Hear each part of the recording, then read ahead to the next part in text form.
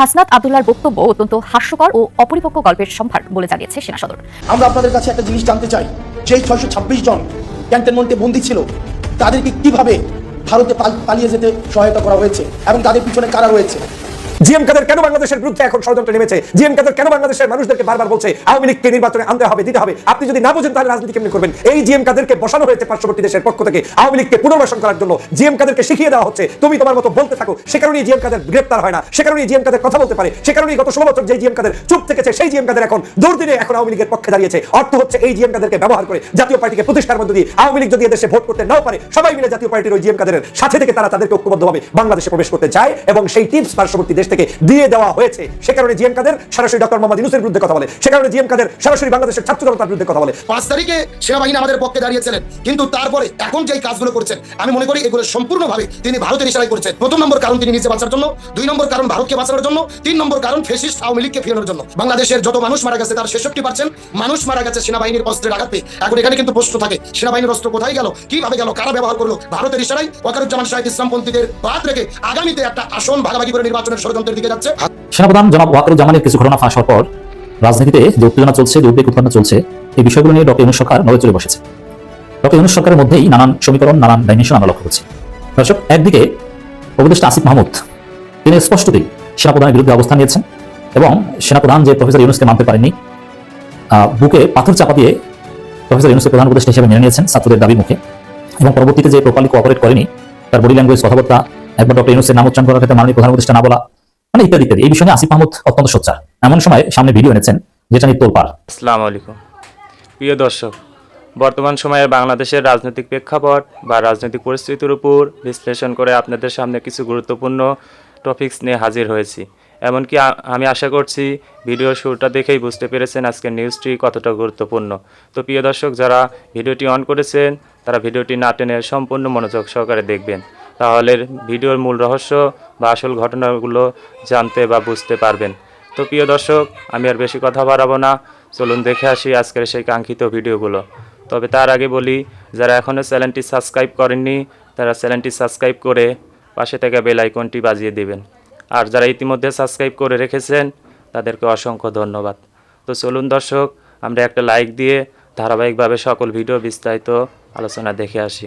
GM কাদের কেন বাংলাদেশের বিরুদ্ধে এখন ষড়যন্ত্র নেমেছে? জিএম কাদের কেন বাংলাদেশের মানুষদেরকে বারবার বলছে আওয়ামী লীগকে নির্বাচনে আনতে হবে, দিতে হবে? আপনি যদি না বোঝেন তাহলে রাজনীতি কেমনি করবেন? এই জিএম কাদেরকে বসানো হয়েছে পার্শ্ববর্তী দেশের পক্ষ থেকে আওয়ামী লীগকে পুনর্বাসন করার জন্য। জিএম কাদেরকে শিখিয়ে দেওয়া হচ্ছে তুমি তোমার মতো বলতে থাকো। সে কারণেই জিএম কাদের গ্রেপ্তার হয় না, সে কারণেই জিএম কাদের কথা বলতে পারে, সে কারণেই গত 16 বছর যে জিএম কাদের চুপ থেকেছে সেই জিএম কাদের এখন দুর্দিনে এখন আওয়ামী লীগের পক্ষে দাঁড়িয়েছে। অর্থ হচ্ছে এই জিএম কাদেরকে ব্যবহার করে জাতীয় পার্টিকে প্রতিষ্ঠার মধ্য দিয়ে আওয়ামী লীগ যদি এদেশে ভোট করতে নাও পারে, সবাই মিলে জাতীয় পার্টির ওই জিএম কাদের সাথে থেকে তারা তাদেরকে ঐক্যবদ্ধভাবে বাংলাদেশে প্রবেশ করতে চায় এবং সেই টিপস পার্শ্ববর্তী দেশ থেকে দিয়ে দেওয়া হয়েছে। সে কারণে জিএম কাদের সরাসরি ডক্টর মোহাম্মদ ইউনূসের বিরুদ্ধে কথা বলে, সে কারণে জিএম কাদের সরাসরি বাংলাদেশের ছাত্র জনতার বিরুদ্ধে কথা বলে, সে কারণে জিএম কাদের সকাল সন্ধ্যা এখন টকশো করছে, আপনাকে ইন্টারভিউ দিচ্ছে। অতএব এই জায়গায় সাবধান থাকতে হবে। জিএম কাদেররা প্রতিষ্ঠা লগ্ন থেকে এই জাতীয় পার্টি আপনার আমার বাংলাদেশের কারো সংগঠন নয়। এই সংগঠনটি প্রতিষ্ঠিত হয়েছে আওয়ামী লীগকে পুনর্বাসনের জন্য। এর পূর্বের ইতিহাস আওয়ামী লীগের সাথে, আজও আওয়ামী লীগের সাথে, ভবিষ্যতেও আওয়ামী লীগের সাথে থাকবে। এরা অন্য কোনো দলের সাথে কোনোদিন বসবে না, থাকবে না। এই চরিত্রের জন্য তাকে প্রতিষ্ঠা করা হয়নি। অতএব বাংলাদেশের বিএনপি, জামাত, চরমনাই, হেফাজত, ডানপন্থী অন্যান্য রাজনৈতিক দল, ছাত্র জনতা যারা এই জুলাই বিপ্লবের অংশীদার ছিলেন, আপনারা ইউনাইটেড থাকেন। জিএম কাদেরের সাথে পার্শ্ববর্তী দেশের সাথে একটি বিশেষ গোপন চুক্তি সম্পাদন হয়েছে। জিএম কাদের সে কারণে এখন সকাল সন্ধ্যা বিভিন্ন জায়গায় টিভি মিডিয়ার সামনে তিনি এখন বক্তব্য রেখে চলেছেন এবং তিনি যে কোনো মূল্যে আওয়ামী লীগকে বাংলাদেশের আগামী নির্বাচনে রাখার জন্য সব দল যেখানে নিষিদ্ধ করতে চায় সেখানে তিনি তাদের পক্ষে বক্তব্য রেখেই চলেছেন। এক বাক্যে আওয়ামী লীগের মুখপাত্র হিসাবে এখন ভূমিকা পালন করছেন রাস্তাঘাটের সব জায়গায় রাজনীতিতে জিএম কাদের সাহেব। আপনারা নিশ্চয়ই ভাবতে পারেন যে বাংলাদেশের 5ই আগস্টের যে জুলাই বিপ্লব সম্পন্ন হয়ে শেখ হাসিনা আগস্টের 5 তারিখে পালিয়ে গিয়েছে, তারপরে বাংলাদেশে স্বভাবতই আওয়ামী লীগ প্রেমীও যদি কেউ থাকে তারা কিন্তু তাদের কথাবার্তার ধরন কিছুটা হলেও পরিবর্তন করে ভিন্ন স্টাইলে বুদ্ধিজীবী সাজার চেষ্টা করছেন। কিছুটা আওয়ামী বিরোধিতাও দেখিয়ে টিকে থাকার লড়াইয়ে তিনি এখন অবস্থান করছেন। কিন্তু এই জিএম কাদের সাহেব শেখ হাসিনার বিদায়ের পর থেকে মনে হচ্ছে যেন গত 16 বছর যা বলতে পারেননি তা আরও নতুন করে বেশি বেশি বলা শুরু করে দিয়েছেন। সকাল সন্ধ্যা তার যতগুলো বক্তব্য আসে সবগুলো বক্তব্যের মধ্যে একটাই, বাংলাদেশে আওয়ামী লীগ ছাড়া কোনো নির্বাচন করা যাবে না, আওয়ামী লীগকে বাদ রেখে কোনো হবে না, এখানে চালকের সমস্যা, গাড়ির সমস্যা নেই, বিভিন্ন ধরনের মন্তব্য করে তিনি আজকের এই আওয়ামী লীগকে প্রতিষ্ঠার জন্য নেমেছেন। আপনি কি ভাবছেন যে জিএম কাদের সাহেবের সেই কলিজা আছে যেই কলিজা দিয়ে 5ই আগস্টের এই বিপ্লবের পরে তিনি এখন জাতির সামনে প্রতিনিয়ত এই বক্তব্য দিবেন? মোটেও না। এটা একটি গোপন চুক্তির অংশ, এটা একটা পরিকল্পনার অংশ। যেই জিএম কাদের গত 16 বছর দেশের জন্য, মানুষের জন্য একটা কথা বলতে পারে নাই, আমাদের 5ই আগস্ট জুলাই বিপ্লবের জন্য পর্যন্ত সাহস করে সংসদ থেকে পদত্যাগ করতে পারে নাই, যেই জিএম কাদের পূর্ববর্তী সময়ে ভারতে ভিজিট করে এসে বাংলাদেশে এসে কি চুক্তি হয়েছে সেটা বলতে পারে নাই, কি বক্তব্য হয়েছে সেটা বলে নাই, সেই জিএম কাদের এখন সকাল সন্ধ্যা আওয়ামী বন্দনা করছে। এবং কোন সময়ে? স্রোতের বিপরীতে, যখন বাংলাদেশের জনগণ, রাজনৈতিক দল সবাই মিলে, যে আওয়ামী লীগেরও ছিল, তারাও এখন আওয়ামী লীগের প্রশংসা থেকে একটু দূরে থাকছে নিজেকে বাঁচানোর জন্য। সেই জায়গায় জিএম কাদের সকাল সন্ধ্যা আওয়ামী লীগের প্রশংসা করছে। আপনার কাছে কি মনে হচ্ছে এটা খুবই স্বাভাবিক ঘটনা? না। তাদের সাথে ওই দেশের ভারতের বিশেষ গোপন সম্পর্কের ভিত্তিতে, চুক্তির ভিত্তিতে, আমি চ্যালেঞ্জ করে দিয়ে বললাম, আমার কাছে তথ্য আছে, এই লোকের সাথে গোপন চুক্তির ভিত্তিতে এখন একটাই তাকে দায়িত্ব দেওয়া হয়েছে যে তোমার জাতীয় পার্টি নিয়ে তোমার ভাবা লাগবে না, তুমি জাতীয় পার্টি, কিন্তু তোমার কাজ হবে আওয়ামী লীগকে পুনর্বাসনের জন্য তুমি শুধু তোমার মুখ থেকে বলতেই থাকবা। এই বলার অনেকগুলো কাজ আছে। এই বলতে বলতে বলতে বলতে জাতির কাছে আওয়ামী লীগের বিষয়টাকে হালকা করে দেওয়া হবে এবং এটার ভূমিকা পালন করবে জিএম কাদের। আমি সবসময় জাতীয় পার্টির উত্থান এবং জাতীয় পার্টির প্রতিষ্ঠার ইতিহাস নিয়ে কথা বলতাম। বাংলাদেশে যখন বাংলাদেশ জাতীয়তাবাদী দল শহীদ রাষ্ট্রপতি জিয়াউর রহমানের জনপ্রিয়তার উপর ভিত্তি করে প্রতিষ্ঠিত হয়ে এদেশের সবচেয়ে জনপ্রিয় দলে পরিণত হলো, তখন পার্শ্ববর্তী দেশ ভারতের মাথা খারাপ হয়ে গেল।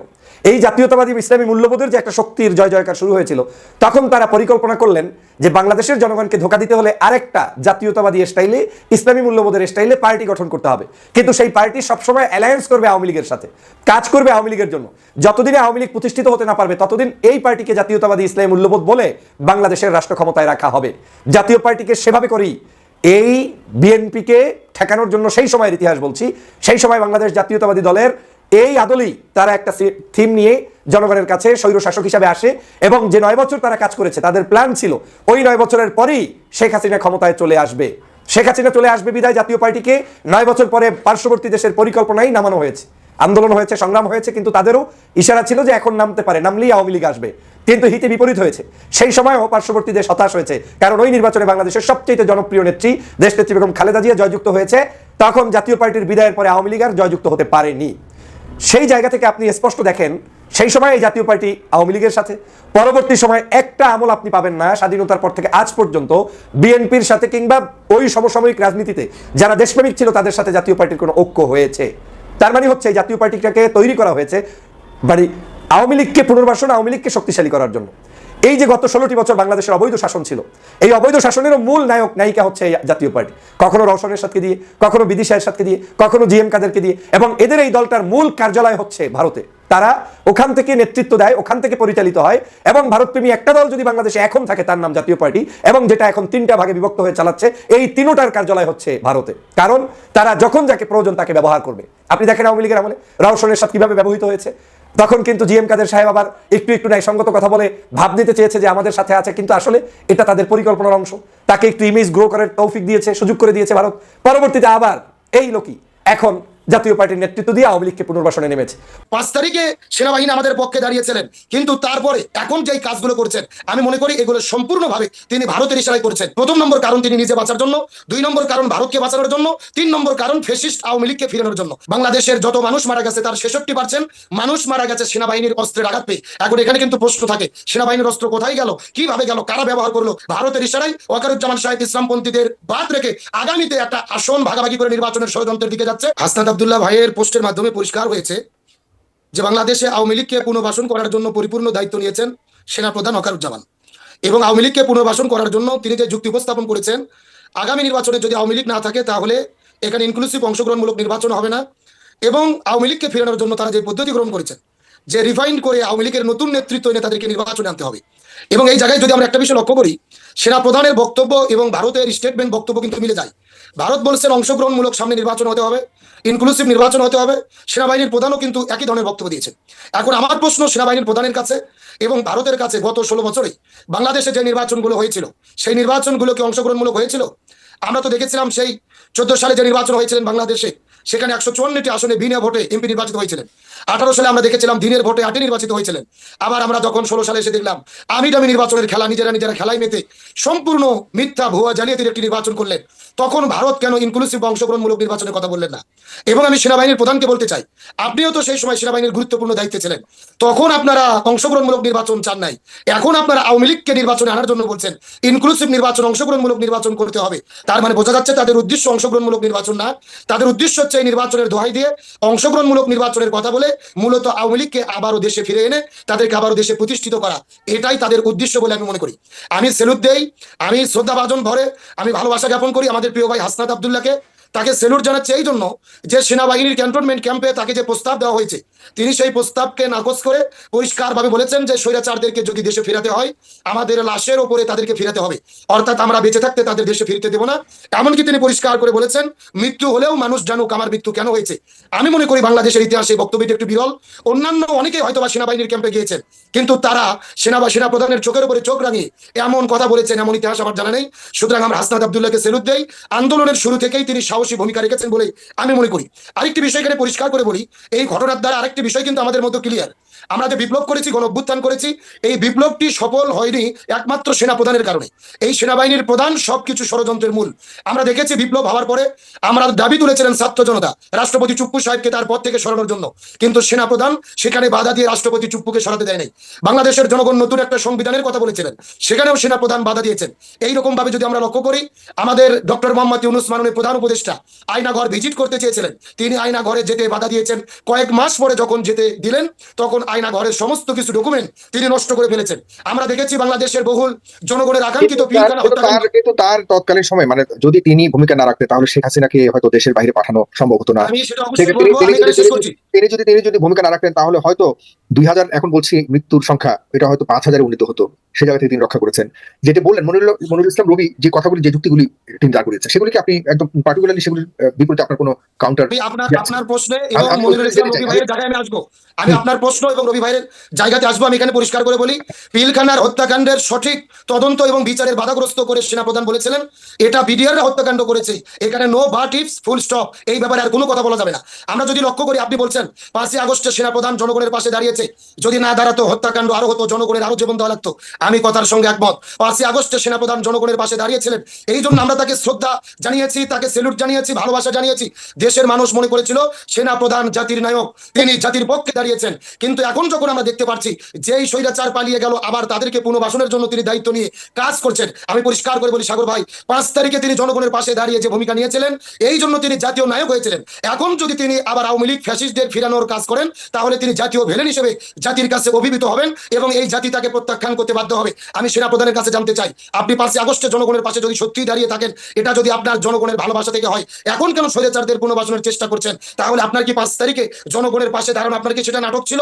আপনি কি সেটা জনগণের সঙ্গে প্রতারণা করেছেন কিনা, এটাও কিনা সেনাবাহিনীর প্রধানকে এই বিষয়টি পরিষ্কার করা উচিত। আর যে বিষয়টি মনিরুল ইসলাম রবি ভাই বলেছেন, তিনি শ্রদ্ধাভাজন বড় ভাই, অনেক দিন থেকে আমি তাকে চিনি, তার প্রতি আমার শ্রদ্ধা রয়েছেন, তিনি তার মত দিয়েছেন। কিন্তু আমি আমার মতে বলি হাসনাত আব্দুল্লাহ অত্যন্ত সাহসী, কিন্তু সেনাবাহিনীর বিরুদ্ধে মিথ্যাচার করবেন অথবা ক্যান্টনমেন্ট সম্পর্কে তার মন গড়া কোনো বক্তব্য ফেসবুক স্ট্যাটাস দিয়ে পুরো দেশে একটা হইচই ফেলবেন, এত বেশি সাহস হাসনাত আব্দুল্লাহর আছে বলে আমি মনে করি না। এখন আসেন আমি যে বিষয়টি বলতে চাই, 5 তারিখে সেনাবাহিনী আমাদের পক্ষে দাঁড়িয়েছিলেন, কিন্তু তারপরে এখন যে কাজগুলো করছেন আমি মনে করি এগুলো সম্পূর্ণভাবে তিনি ভারতের ইশারায় করছেন। আজকে ভারত যেভাবে ওয়াকারুজ্জামান সাহেবকে কাজ করতে বলছেন এবং বাংলাদেশে আওয়ামী লীগকে ফিরানোর জন্য যে রেসিপিগুলো দিচ্ছেন সেই রেসিপি অনুযায়ী তিনি কাজ করছেন মূলত 3টি কারণে। প্রথম নম্বর কারণ তিনি নিজে বাঁচার জন্য, 2 নম্বর কারণ ভারতকে বাঁচানোর জন্য, 3 নম্বর কারণ ফ্যাসিস্ট আওয়ামী লীগকে ফিরানোর জন্য। এখন আপনি প্রশ্ন করবেন নিজে বাঁচার জন্য কি করতে চাই? আমরা কিন্তু জাতিসংঘের রিপোর্টে প্রকাশ্য দেখেছি বাংলাদেশের যত মানুষ মারা গেছে তার 66% মানুষ মারা গেছে সেনাবাহিনীর অস্ত্র ব্যবহার করে, অর্থাৎ সেনাবাহিনীর অস্ত্রের আঘাত পেয়ে। এখন এখানে কিন্তু প্রশ্ন থাকে সেনাবাহিনীর অস্ত্র কোথায় গেল, কিভাবে গেল, কারা ব্যবহার করলো, এর কিন্তু সঠিক উত্তর আমরা পাইনি। 2 নম্বর কথা, 5 তারিখে সেনাবাহিনী জনগণের পাশে দাঁড়িয়েছে কত সত্য, কিন্তু 5 তারিখের আগে কিন্তু অনেক জায়গায় সেনাবাহিনীদেরকে আমরা জনগণের বুকে গুলি তাক করতে দেখেছি। এর জন্য কিন্তু সেনাবাহিনী জনগণের কাছে ক্ষমা চায়নি। আরেকটি কথা, আওয়ামী লীগ দলের 626 জন নেতা কর্মী আমরা নিউজের মধ্যে পেয়েছি ক্যান্টনমেন্টে আশ্রয় নিয়েছিলেন, তাদেরকে নিরাপদে তারা দেশ থেকে বের করে দিয়েছেন, এরও জবাব তারা দেন নাই। সর্বোপরি কথা আপনি বলছেন 5 তারিখে জনগণের পাশে দাঁড়িয়েছে সেনাবাহিনীর প্রধান, কত সত্য, কিন্তু সেনাবাহিনীর প্রধান তো নিরাপদে স্বৈরাচার হাসিনাকে পালিয়ে যেতে সাহায্য করেছেন, তিনি তো হাসিনাকে পালিয়ে না দিয়ে গ্রেপ্তার করতে পারতেন, অথবা জনগণ তো সেই দিনে স্বৈরাচারে ফয়সালা করতো, আজকে আমরা শেখ হাসিনার বিচার তো বাংলাদেশে করতে পারতাম। আজকে বাংলাদেশের বিচার কেন বাধাগ্রস্ত হচ্ছে? স্বৈরাচারকে তিনি নিরাপদে পালিয়ে দিয়েছেন, এই কথা কিন্তু আমাদের ভুলে গেলে চলবে না। প্রিয় দর্শক, আমি আশা করছি নিউজটি সম্পূর্ণ মনোযোগ সহকারে দেখেছেন। নিউজ সম্পর্কিত কোনো তথ্য বা মতামত থাকলে কমেন্ট বক্সে জানিয়ে যাবেন। আজকের মতন এখানে শেষ করছি। পরবর্তীতে কোনো নিউজ নিয়ে এ পর্যন্ত ভালো থাকবেন। আল্লাহ হাফেজ।